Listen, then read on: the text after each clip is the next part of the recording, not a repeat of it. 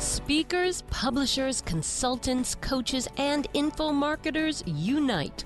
The Speaking of Wealth Show is your roadmap to success and significance.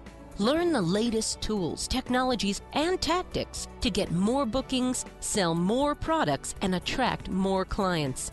If you're looking to increase your direct response sales, create a big-time personal brand, and become the go-to guru, the Speaking of Wealth Show is for you. Here's your host, Jason Hartman. Welcome to the show. This is Jason Hartman, your host, and every 10th episode, we do something kind of special, kind of different. What we do is we go off topic. So regardless of which show it is on the Hartman Media Network, whether it be one of the financial shows, economics, real estate investing, travel, longevity, all of the other topics that we have, every 10th episode, we go off topic and we explore something of general interest, something of general life success value. And so many of our listeners around the world in 164 countries have absolutely loved our 10th episode shows. So that's what we're going to do today. And let's go ahead and get to our guest with a special 10th episode show. And of course, on the next episode, we'll be back to our regular programming. Here we go. It's my pleasure to welcome Dr. Steve Turley to the show. He is an internationally recognized scholar, speaker, and author of so many books, about 20 of them, give or take. He's one of the most exciting voices in today's intellectual dark web. He has a very popular YouTube channel with over 400,000 subscribers, New York Times bestselling author of, again, many, many books, including The New Nationalism: How the Populous Right is Defeating Globalism and Awakening a New Political Order. Obviously, we've seen this spread around the world and certainly in the U.S. with another election coming up. I think there's a lot to talk about, civil unrest, all kinds of crazy stuff. Steve, welcome. How are you? I'm great, Jason. Thanks so much for having me here. It's wonderful. Thank you.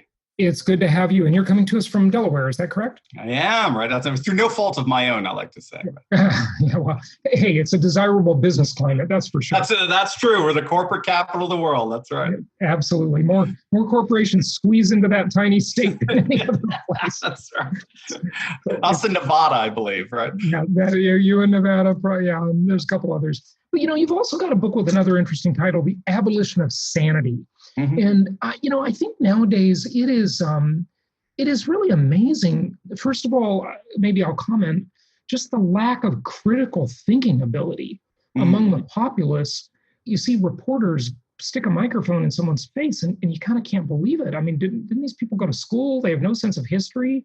I mean, it's just really amazing. Is that part of the new nationalism movement? Yeah, in terms of the backlash against that, absolutely. One of the major developments over the last 3 decades has been the comeback of what's called classical education. So this is the education of our founding fathers. It really was the education of Western civilization for a good 1,500 years. In its Christian form, it goes back 2,500 years in its Athenian form, its Roman form, technically known as paideia. We use the word for pediatrician. How do you raise a child? Right. And back then, they believed that critical thinking was logic was essential to understanding the world. There was actually a stage in your education known as dialectics, and the term is dialectio, to speak back and forth, to be able to listen to each other and to be able to converse with each other, to conversio. We've lost that. That's died over the last few decades, because largely through a lot of modern educational theory. That's more or less been kind of pushed away by a growing movement of homeschoolers or these classical schools and the like, who are saying, you know what, let's go back to those basics. Let's go back to some critical thinking so that we can actually talk to each other again and think soberly about life. And so, you would think all the open-minded people on these college campuses would you'd think they would like this idea, right? And debate would be this healthy thing. They just squash debate, it seems like. Absolutely, yeah. Debate is just, from this vantage point, what you're talking about on a college campus is just another expression of white supremacy. Unfortunately, that's how people think today. It started in the 1960s with what's called the multicultural movement. And it really came out of the Frankfurt School. They came out during World War II. They were a bunch of very radical left-wing Marxists who ended up at Columbia University and a number of other universities. And they started teaching the idea that Western civilization is inherently oppressive. And they tried to form actively a coalition of the oppressed. So it would be a multicultural coalition that would point out all the sins of Western civilization. So they got rid of the classical liberal arts canon, liberal in the good sense of, liberating the mind to read the good books and understand good music, poetry, and the like. This is the world of, given your channel, this is the world of Adam Smith and classical economics and the like. And they got rid of all of that and instead replaced it with really a radically sort of cultural Marxist curriculum. And I think in many ways we're reaping the whirlwind of that. Okay, we are, but tie in a couple things for us. There's the Frankfurt School. There's this cultural Marxism concept that, we're now hearing more and more about. And then there's the Christian philosophy of education, I guess, and then Athenian before that, as you mentioned. But kind of tie some of these things together. What do they have to do with each other? And then of course Marxism.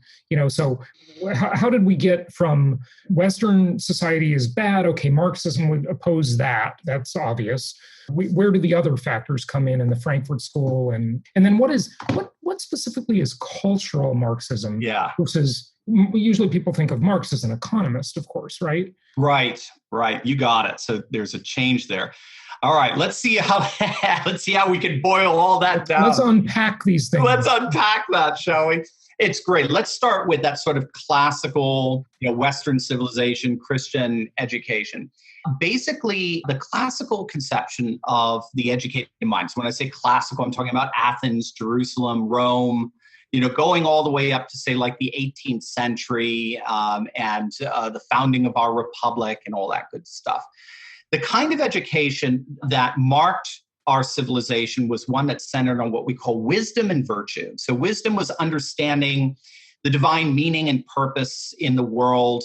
It generally was a Christian theistic conception, but it could be translated into Jewish terms, Islamic terms, Hindu terms, because all forms of education up to about the 18th century believed the world was filled with divine meaning and purpose, which provided the pattern for how we ought to live our lives. And if we conform our lives to that divine meaning and purpose, we've cultivated what's called virtue within ourselves. And we line up that virtue with wisdom. Wisdom is understanding that divine meaning and purpose.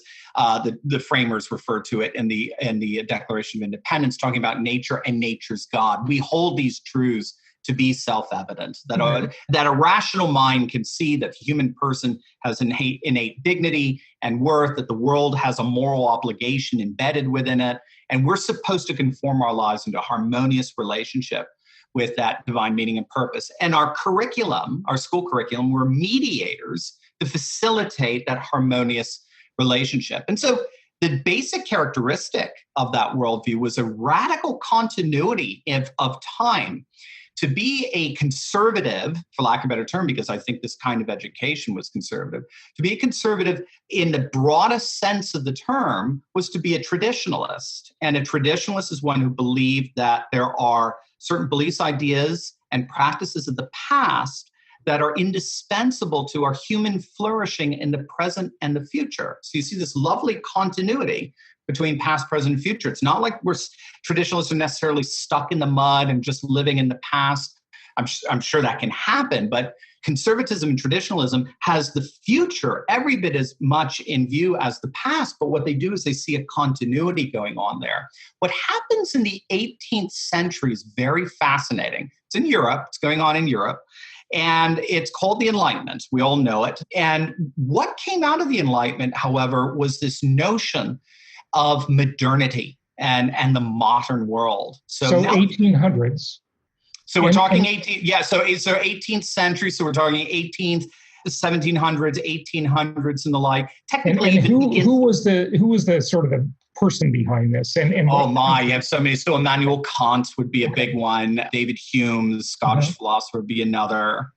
And what is so characteristic about this movement is they believed that they could redefine knowledge in such a way that excluded anything that couldn't be scientifically verified. So what scholars think is the kind of the lasting inheritance of the Enlightenment was the notion that scientific rationalism was really the one-size-fits-all way of understanding reality. And if you had anything other than something scientifically rational, then it's superstitious, it's personal, it's tribalistic, it's savage. It certainly doesn't belong in a new vision of civilized man. So you end up having this idea of a modern world as over and against a pre-modern world that then got relabeled as the Dark Ages, as over and against the Enlightenment.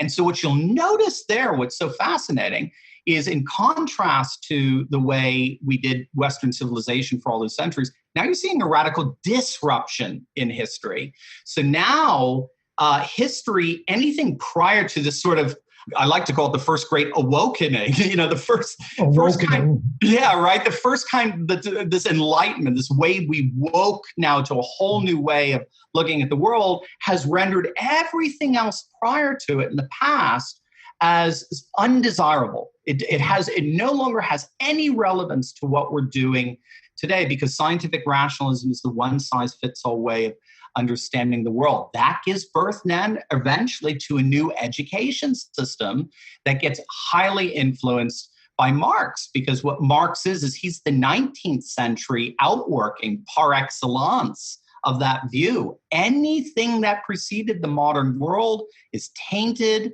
it's bigoted, it's filled with all kinds of inequities and all kinds of ways people are abused in terms of social power and the like.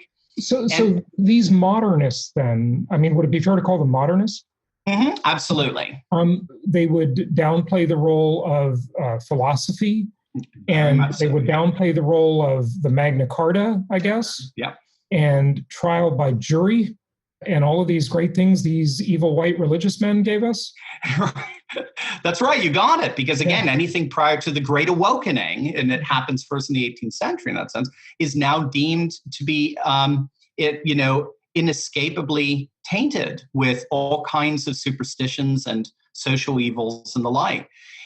This is where you get the idea that the age of religion is a world of just war and savagery and burning witches and all that.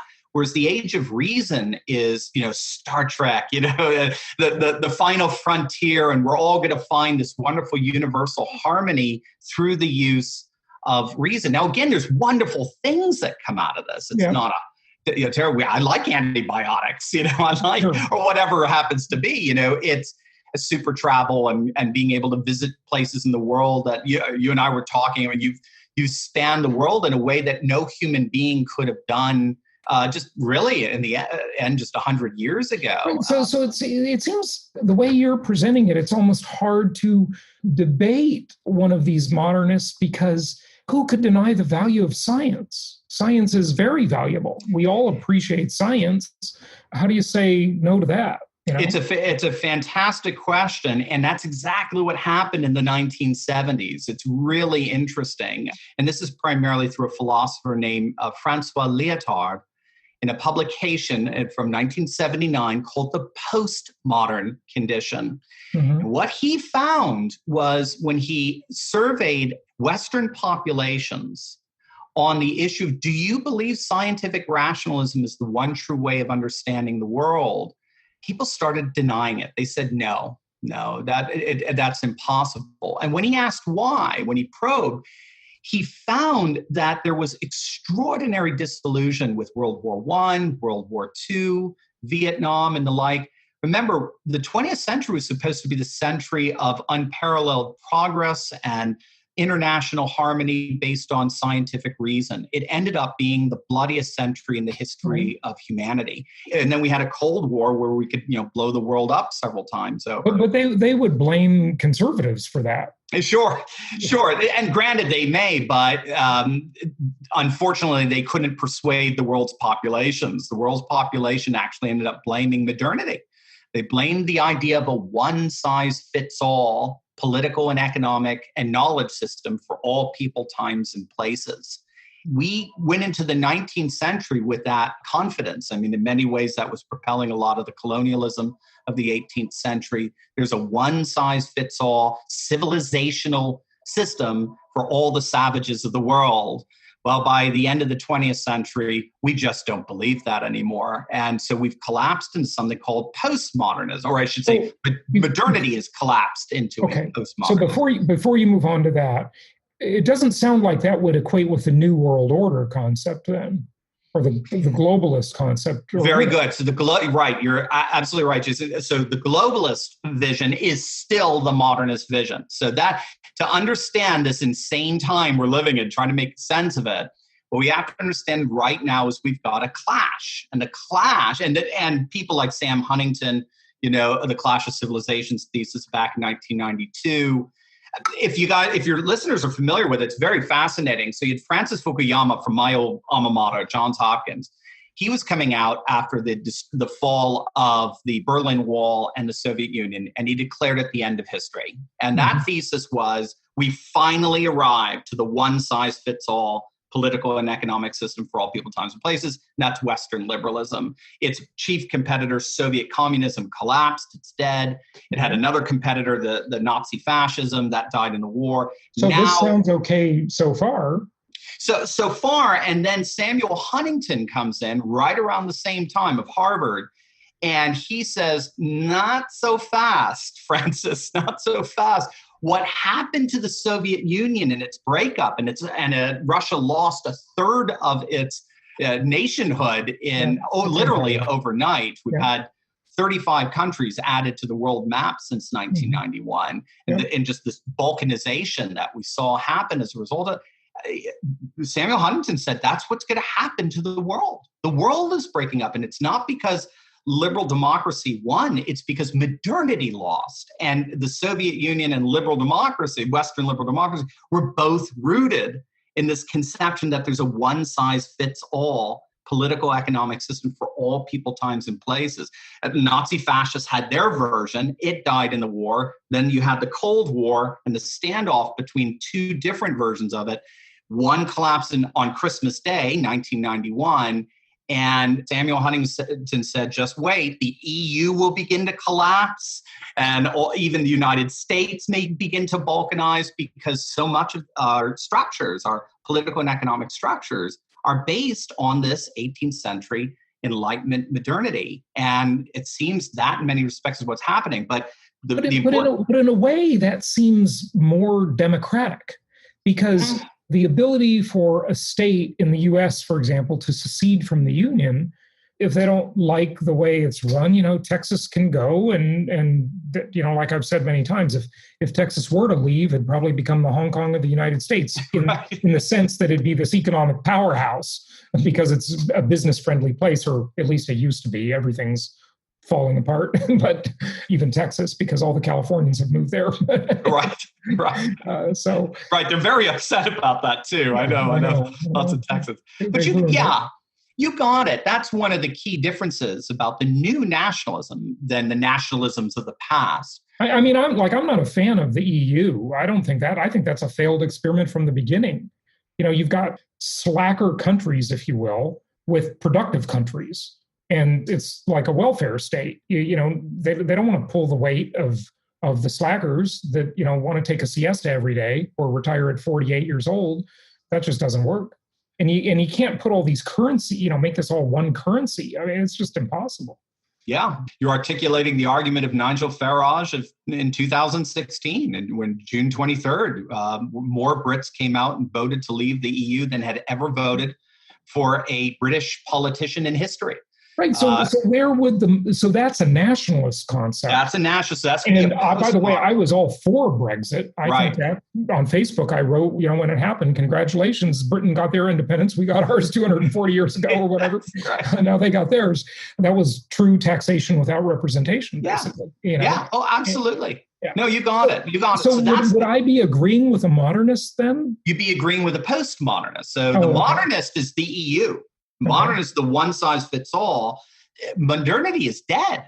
Modernity is dead. That's what Sam Huntington's thesis is. Modernity has died in the hearts and minds of most people. We still live under its structures, but our sentiments, our inclinations, our dispositions are postmodern. I see it with my students all the time. No one, I can tell you, I can't remember a single student in the last 10 years that ever came into my classroom and said, yep, there's a one-size-fits-all political, economic, and meaning system for all people's times and places. Everyone's deferring back to culture, custom, tradition, identity, and the like.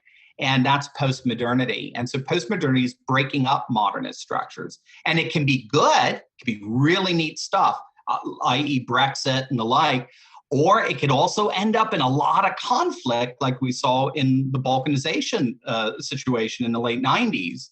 And to a certain extent, in the Balkans? In the Balkans itself, properly. You're not talking about balkanization like a concept. I'm drawing it from the geography to the kind of balkanization we may be seeing here in the United States. Mm-hmm. We talk about like a Texit, but really what's going on, it seems to me, it's kind of an ethno-tribalist sort of breakup what's going on here. So if the world is going postmodern, then really in the end, you only have two choices. It's very interesting.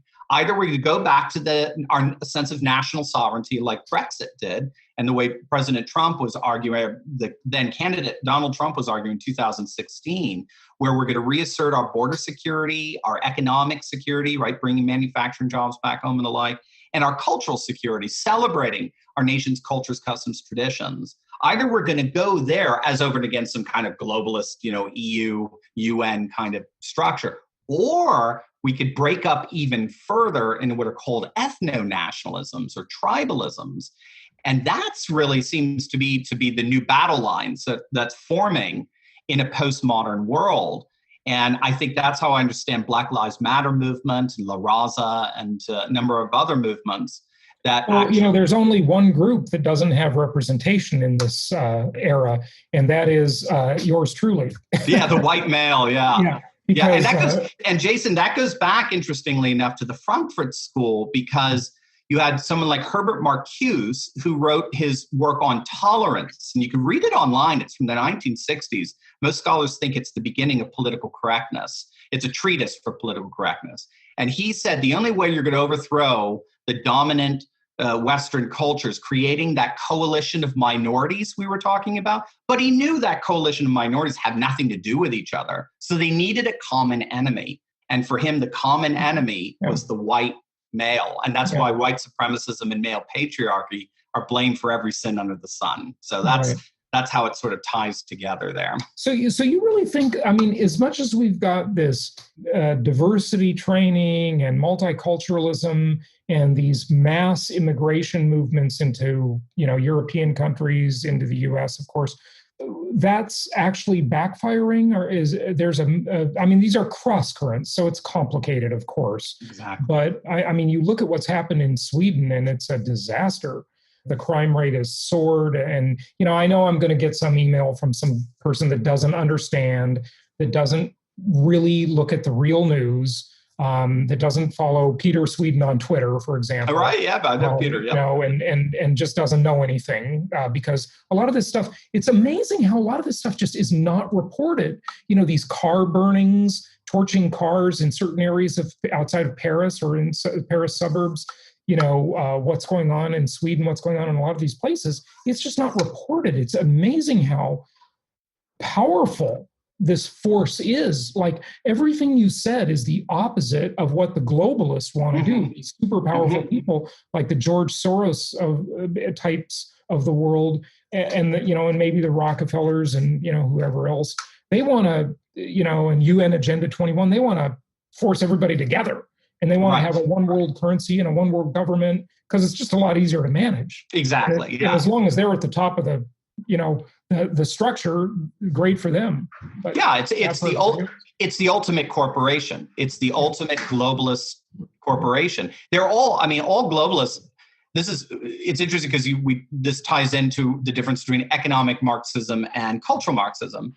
The fundamental difference between the two at one level is cultural Marxists made their peace with the economy.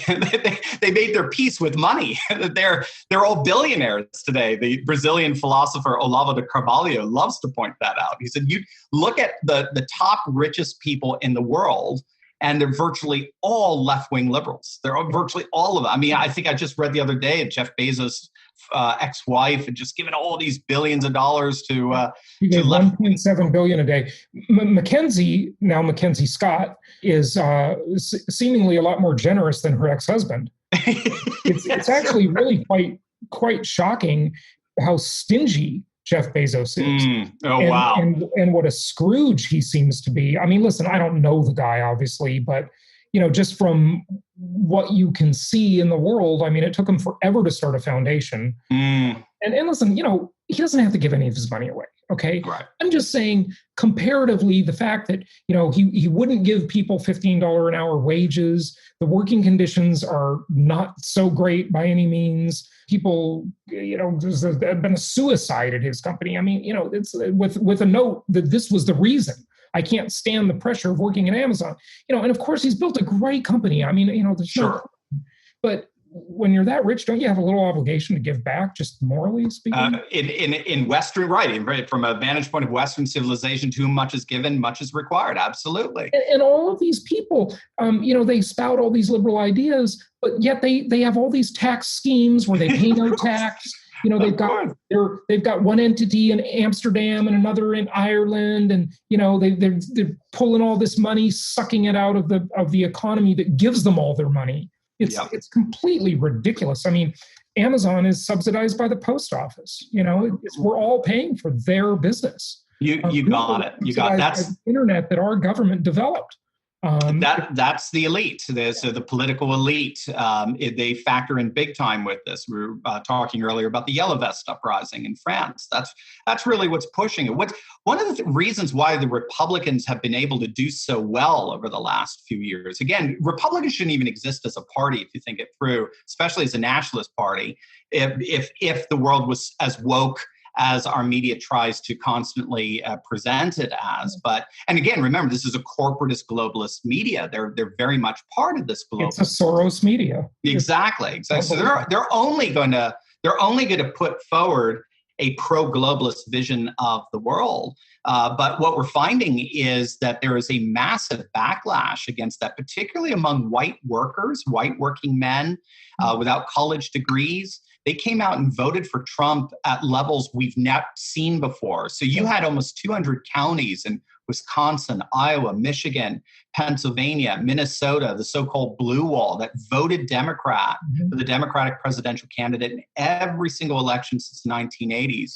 Turn around and vote by a 20-point margin for Trump. And we're seeing the same thing in Europe. We're finding that it's the white working class that tends to be voting for the nationalist populist parties. They've defected from the left. Labor in Britain does not have Labor as a constituency anymore.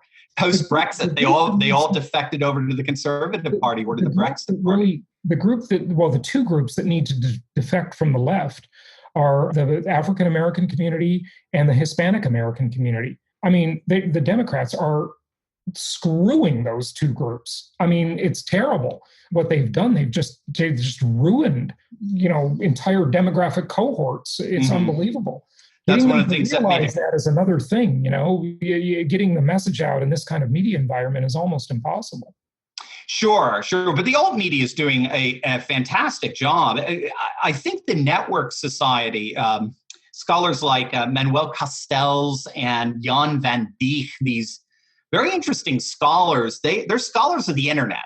And they are fascinated by how the flattening out of information, so it's no longer centered at, CNN headquarters in Atlanta, for example, or at the New York Times. It's all been flattened out so that you can have citizen journalists, just a kid with his camcorder, running around and changing the world in many respects. That has redefined news, especially in social media. Yeah. It has. You have to understand, in 2016, of all the newspapers that endorsed the presidential candidates, 2 endorsed Trump. 2. The mainstream media had a monopoly against Trump, and he won. And he didn't just win. He's the first Republican since 1988 to get over 300 electoral votes. Mm-hmm. So there's something going on there where the media, every poll over the last 20 years shows that the media's trustworthiness has imploded. It's terrible. The media people don't trust it anymore. And so they're going to podcasts like yours, channels like mine, and the like, to get a sense, not just to get lectured to, but to actually participate in the understanding and the discussion of our world and what's really going on. And that's killing the major mainstream Marxist media, as I like to call them. A couple things there. I would love to believe that is happening. However, unfortunately, the tech tyranny we're all living under is trying its best to defeat that. Yeah. The disgusting Twitter organization, Facebook, Google, these are the scariest companies on earth. They are censoring medical treatments, literally killing people. Killing people or making people suffer, at least. Right. They are squelching speech. Jack Dorsey is threatening to shut down the president of the United States Twitter account. I mean, this is unbelievable. Yeah. It's absolutely unbelievable. Now, but think about it, though, Jason. Can you imagine if Trump opened up a Parler account or a Gab account or something like that? He hasn't done that yet. But if he starts the Gab, I don't even know what Parler is. But so these are these alternative kind of Twitters, alternative Facebooks, and so for alt tech, as it's referred to, as opposed to big tech. They'll only be alt tech for so long. They can end up popping literally overnight, and so it'll be interesting to see. It is frustrating. I do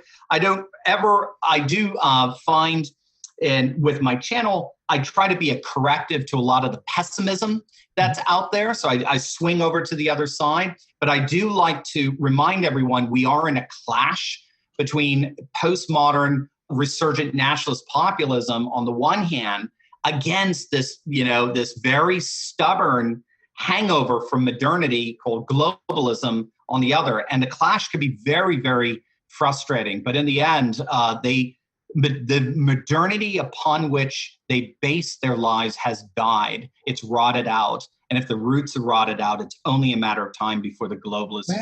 I hope you're right, but I'm not so sure. I mean, look at the age demographics. I mean, you look at I don't know what the Gen Zs are like yet. I don't think anybody knows for sure what they're like. Generation Z, the youngest group, but the Gen Y, the millennials, we know what they're like. Okay. And, and I'm a Gen Xer, so I'm a little older than a millennial. These people have been brainwashed by just crazy educational concepts. And, they just squelch free speech everywhere you look, and they're going to be running the world in a pretty short time. So okay. So good. So you have, all right. So we'll be good economists here, right? All right. So you're assuming a static profile for the rest of their lives. That's not what we see. So Matthew Goodwin and Roger Eatwell, in their study on nationalist populism, they're British scholars, it was published in 2018. They found studies that found that we become, on average, about 1 or 2% more conservative per year after age 21. That's happened before, and maybe you'll be right about that with millennials. Maybe they'll grow up, but I don't know. Yeah, but I've seen it in just personal anecdotes with someone I know very close to me, big Obama supporter, left-wing Democrat, never ever voted in Republican or conservative, and was having to sit through an HR presentation on what is it, the not white guilt, what is it, the new one now, white fragility. That's it, white fragility, and she had it. She said, "That's it. I cannot take this nonsense anymore." It's it was a fascinating, anecdote into, and this person I would say is in late 30s, early 40s, and just has absolutely had it. This person's also reading Thomas Sowell at the moment too, which I thought was Thomas Sowell on the show. He's brilliant. Yeah, I thought that was pretty cool. So things are dynamic. And the thing to keep in mind is that globalism requires, and liberalism in general, requires a modernist conception of the world for it to continue. And what we're finding is that modernist conception is breaking up, and liberalism is breaking up. That cultural Marxism is breaking up into tribalisms. And you're going to find, I think, increasingly that whites and blacks are going to be forced into kind of different, almost this new form of segregation, but now on black terms. It's a very fascinating thing. When BLM first formed in 2015, I think it was the University of Missouri, when they were first coming out after the whole, Michael Brown situation in Ferguson, one of the fascinating things that emerged from there is resegregated dorms. They demanded that the dorms be segregated according to race, orientation programs resegregated. I mean, that's such a terrible idea. Like, don't you want people to become friends? I mean, my best childhood friend was African American. Of course. Yeah. And don't you want people to mix? And isn't that the point of multiculturalism? Exactly. And multiculturalism was modern, you see, and it's unraveling. Now, what's trying to hold it together is civic nationalism.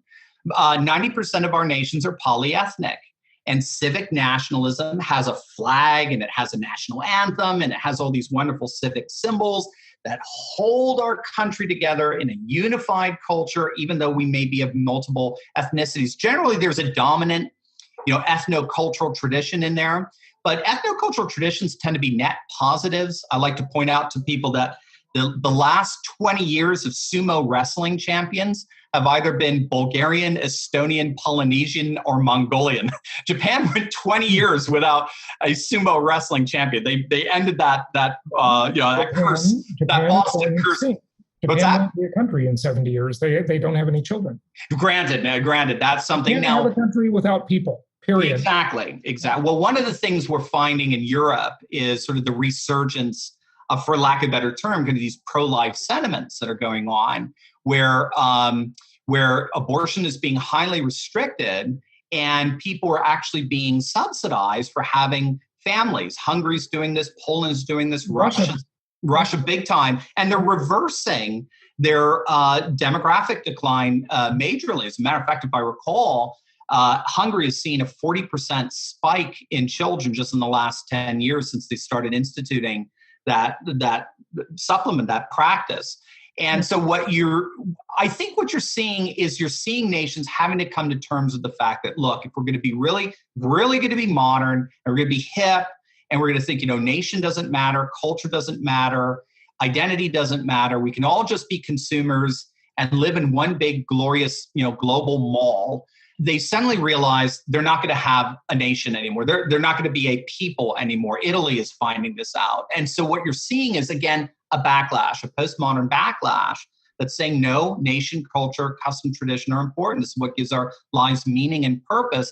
And no, we don't have white privilege. We have what's called inheritance. And inheritance is something we want to pass down to our children because we believe it'll give their lives meaning and purpose as well. That backlash is stronger than ever. And I think it's this clash that we're seeing that's going to play out into November and through the foreseeable future. Fascinating stuff. About 20 years ago, I wrote an article for a trade magazine called The Monologue Media versus the Dialogue Media. And remember, this is before social media, but it's interesting to see how this has played out 2 decades later. And basically, my thesis was the right side of the political aisle, the conservative side, controlled the blogosphere and talk radio.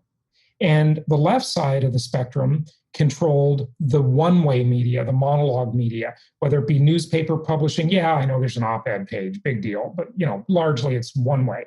Book publishing, television, anything where you can't really call in and question ideas, was controlled by the left political side. But where you could call in and challenge the host of the talk show, for example, or you could write a comment on a blog, that was controlled by the right. And the thesis was that the ideas on the right side of the spectrum could withstand the scrutiny of debate.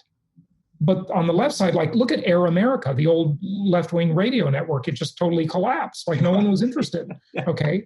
I guess people don't want to just hear Rachel Maddow hating everybody forever, right? They want to actually hear some solutions. And so it's just kind of interesting how that developed. And the left has really had to kind of get its act together and mobilize its army, and they have, to combat this marketplace of ideas, which is naturally happening on the internet. But now, they control the big tech companies, and they're just exerting their muscle everywhere you look. But it's a really weird time we're living in. What are we going to look back at, Steve? Wrap it up for us. Well, there you go. I do. I think we're going to see 2016 in particular as the flashpoint when things really began to change. The right and left categories started to change. The left began to unravel in many ways into kind of a neo-tribalist ethno-nationalism. The right, as we know it today, turned more into a civic nationalism, defending our nation, our culture, our customs, our polyethnic traditions, and the like. And in the end, I think it's going to go the way of civic nationalism. I think we're going to win. I do. I think, especially with the demographic revolution that's going on among conservative religionists, particularly Christians. We're seeing, for example, predictions that there'll be over 300 million Mormons in the United States by the end of the century, and 300 million Amish at the end of next century, along with a massive boom of evangelicals. So we're going to become more and more traditionalist. There was a joke in there somewhere. The United States is going to be evangelical, Mormon, and Amish. I know there's a joke in there. I haven't figured it out. It sure doesn't feel that way to me, but okay. You're right. Well, again, it's demographic, so it takes time. It's it's watching a kid grow. And then there's just going to be some fixed points, some flash points where you go, wow, things have changed. So I think come November, we're going to be very surprised at the result there. And I think we're going to continue to see. Last time we were too, because the Trump voters just got sick of being shouted down by haters, and they just went in and voted. They shut their mouth and they voted. And it's only gotten worse since 2016. Right. That's true. And listen, I mean, if the Democrats can't put up a better candidate than Joe Biden, you must be kidding me. I mean, I can understand if you hate Trump. Trump is offensive, okay? He offends people, and I wish he would stop doing that. But, Joe Biden, I mean... Yeah, of all people, right. Kidding me. That's just crazy. Talk about an old white man. Yeah. Crazy. Yeah. And all the Democrat candidates were old white men, all older than Trump, right. Interestingly. That's right. It's ironic. Steve, give out your website. They can go to Turley Talks, my last name, Turley, talks.com, and they can also check us out on YouTube. Just punch in Dr. Steve Turley. Dr. Steve Turley, thanks for joining us. Thank you, Jason. My pleasure.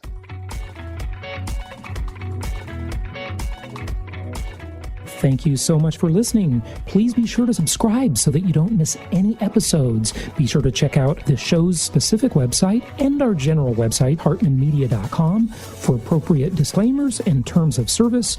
Remember that guest opinions are their own, and if you require specific legal or tax advice or advice in any other specialized area, please consult an appropriate professional. And we also very much appreciate you reviewing the show. Please go to iTunes or Stitcher Radio or whatever platform you're using and write a review for the show. We would very much appreciate that. And be sure to make it official and subscribe so you do not miss any episodes. We look forward to seeing you on the next episode.